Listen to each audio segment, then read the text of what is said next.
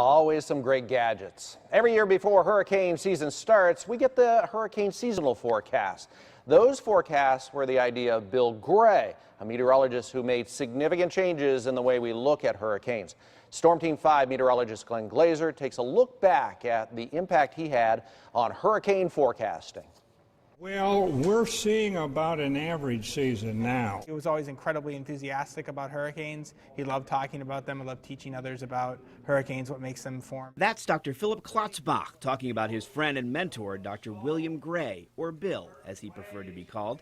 Dr. Gray passed away in April at the age of 86. And although he slowed down a little bit, he never really stopped working. We put out a seasonal forecast in April, and he was giving me input on that forecast just a few days before he died. Dr. Gray became very interested in weather while in the Air Force as a young man, and so was born a 60-year career in the study of tropical cyclones, about 50 of those years spent as a professor at Colorado State University and as the head of the Tropical Meteorology Project. Many of us had the honor and pleasure of sitting down and talking to him whenever he would come down to Florida. He loved Florida. I mean, he always, Dr. Gray, he's like, to study the tropics, he always said you got to be in the tropics, and while he lived in Colorado his whole life, or most of his life, he always loved Florida. Dr. Gray began putting out seasonal forecasts in 1984.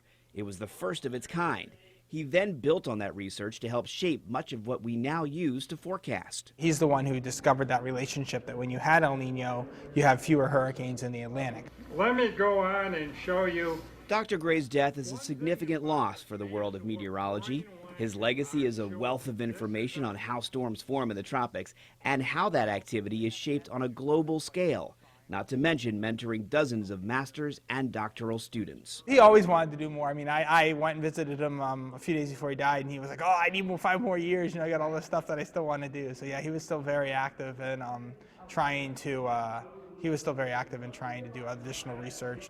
On a personal note, I did have the chance to sit down with Dr. Gray many times over the past 10 to 15 years, and I can tell you he was such a smart man, such a straight shooter, and he was a really kind man, and he always made time to talk to you and teach you. Even if his schedule was really restricted, he would make time for you, and he will be really, really missed.